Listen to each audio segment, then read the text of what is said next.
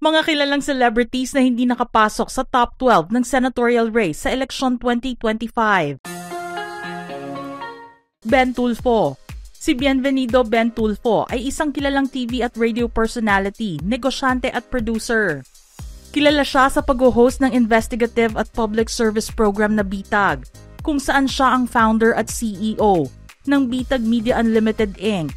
na nakatuon sa paglalantad ng mga criminal activities at pagtugon sa mga hinaing ng publiko.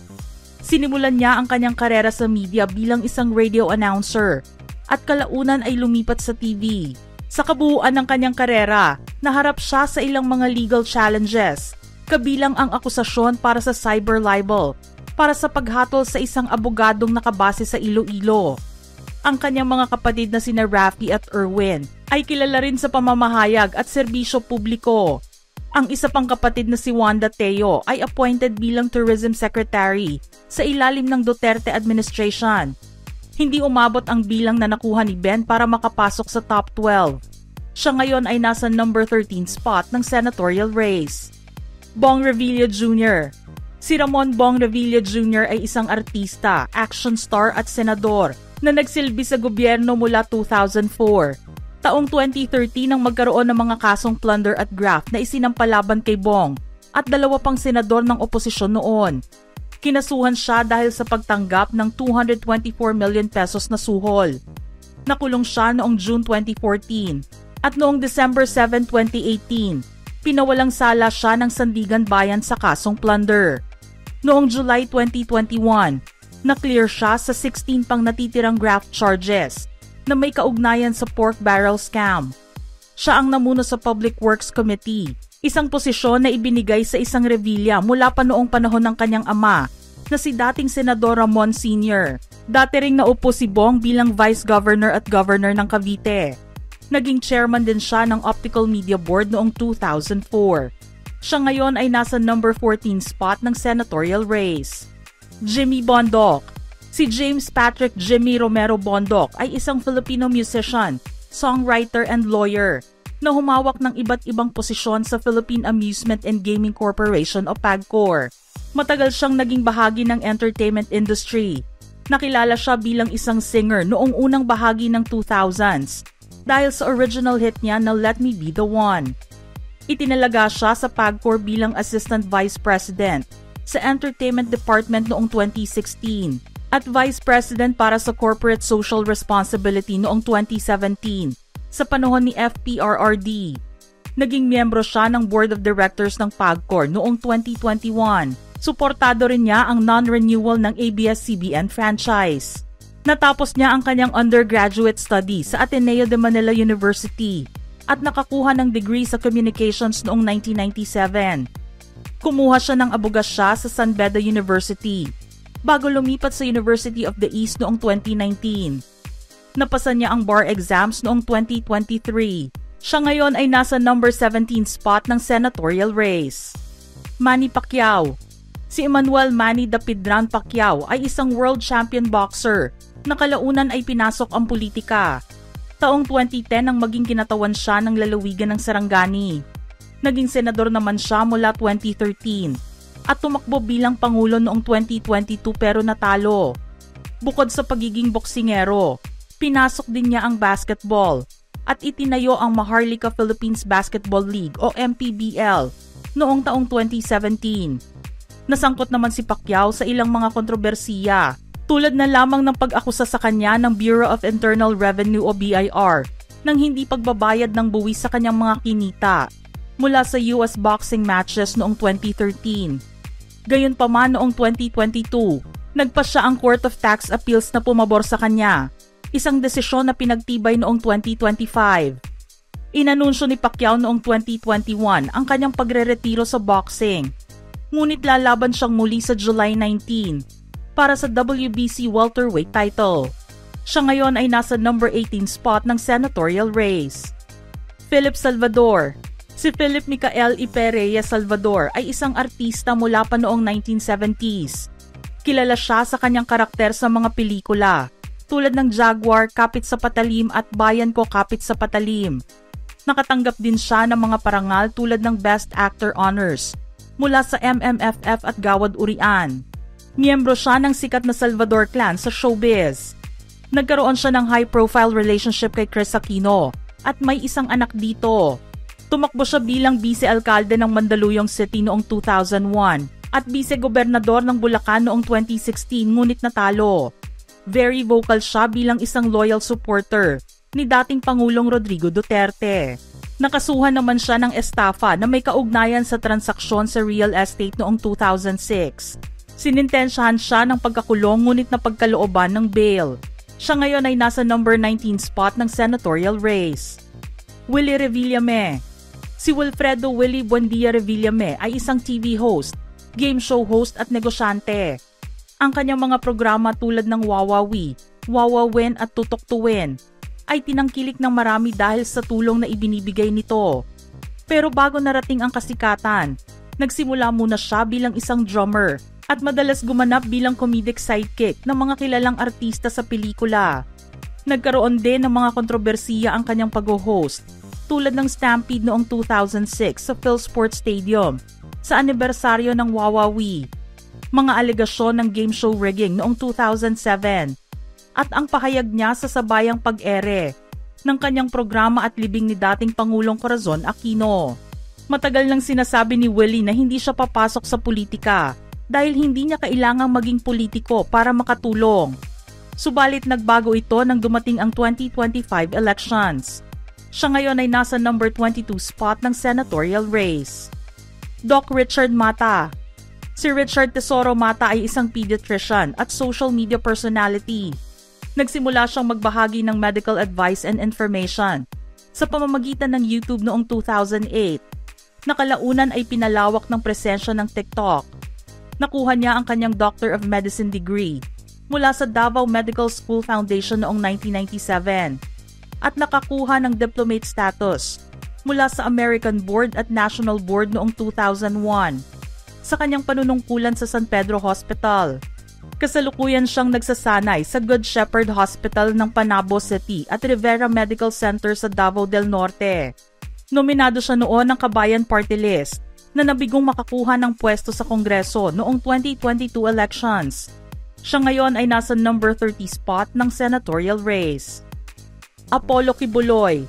Si Apollo Carion Kibuloy ay isang pastor na nagtatag ng Kingdom of Jesus Christ noong 1985.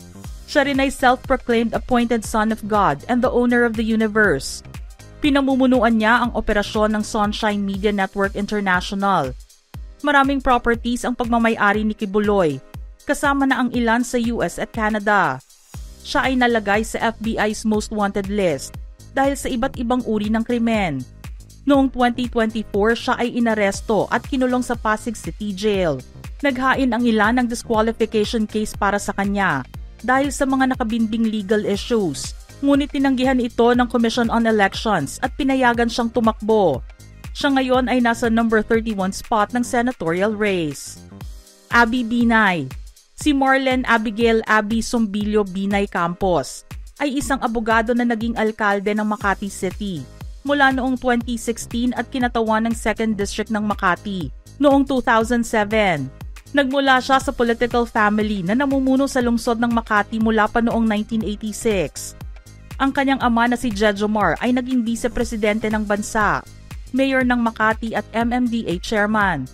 Ang kapatid na si Junjun ay nagsilbi rin bilang alkalde ng lungsod. Ang kanyang nakatatandang kapatid na si Nancy ay nagsilbing senador mula noong 2013 at ngayon ay mayor na ng Makati. Naglaban sila ni Junjun noong 2019 bilang alkalde. At kamuntik na ang isa pang kapatid na si Ann na umatras noong 2022. Nakuha ni Abby ang degree niya sa Human Ecology mula sa UP Los Baños noong 1997 at law degree mula sa Ateneo de Manila noong 2001. Siya ngayon ay nasa number 15 spot ng senatorial race. Benhur Abalos. Si Benjamin Benhur de Castro Abalos Jr. ay dating kalihim ng DILG na appointed ni PBBM. Siya rin ang naging chairman ng MMDA sa loob ng 1 taon sa ilalim ng dating Pangulong Rodrigo Duterte. Ang misis niya si Carmelita Menchi Aguilar, ang mayor ngayon ng Mandaluyong City. Si Benhur ay nagtapos sa Ateneo de Manila Law School at pumasa sa bar noong 1988. Nagsimula siya sa politika noong 1995 bilang konsehal ng 1st District ng Mandaluyong. Nagsilbi siya bilang alkalde ng Mandaluyong mula 1998 at bilang kongresista ng lungsod noong 2004. Siya ay nahalal na pangulo ng Union of Local Authorities of the Philippines. Siya ay nasa number 16 ng senatorial race. Attorney Vic Rodriguez. Si Victor Dairit Rodriguez ang unang executive secretary ni PBBM. Sa loob ng halos 3 buwan, nagbitiw siya matapos umano'y na pag-alamang kulang ang agarang pagpapaalam sa Pangulo ng mga bagay na nangangailangan ng agarang atensyon. Ngunit pagkatapos nito ay ginawa siyang President's Chief of Staff. Gayunpaman, ganap na umalis si Rodriguez sa Administrasyong Marcos at pinalitan ni dating Supreme Court Chief Justice Lucas Bersamin. Noong January 2024, sumama siya sa forum bago ang isang rally na inorganisa ng kampo ni dating Pangulong Rodrigo Duterte sa Davao City. Nakuha niya ang kanyang degree sa abogasya mula sa UST. Siya ngayon ay nasa number 23 spot ng senatorial race. Francis Tolentino. Si Francis ng Tolentino ay sumabak sa kanyang unang senatorial bid noong 2016 ngunit natalo. Nakapasok lamang siya noong 2019 elections. Galing din siya sa kilalang political family. Ang kanyang ama na si Isaac ay nagsilbi bilang alkalde ng Tagaytay City sa loob ng 26 years mula noong 1954. Ang kapatid na si Bambol ang pumalit sa kanya bilang alkalde noong 2004. Ang pamilya nila ang pangalawang pinakamalaking political dynasty sa Cavite simula noong 2022 elections. Noong 2010 siya ay ginawang chairman ng MMDA ni Pinoy. Nagtapos siya ng law sa Ateneo de Manila University at nakakuha ng 3 masteral law mula sa mga universities sa United States at United Kingdom. Isa siyang reservist ng AFP at mayroong master's degree sa National Security Administration mula sa National Defense College of the Philippines. Siya ngayon ay nasa number 25 spot ng senatorial race. Gringo Honasan. Si Gregorio Gringo Ballesteros Honasan II ay isang politician at dating military officer. Siya ay naging kalihim ng DICT noong 2019. Nagtapos siya sa PMA noong 1971 at tumanggap ng highest leadership award.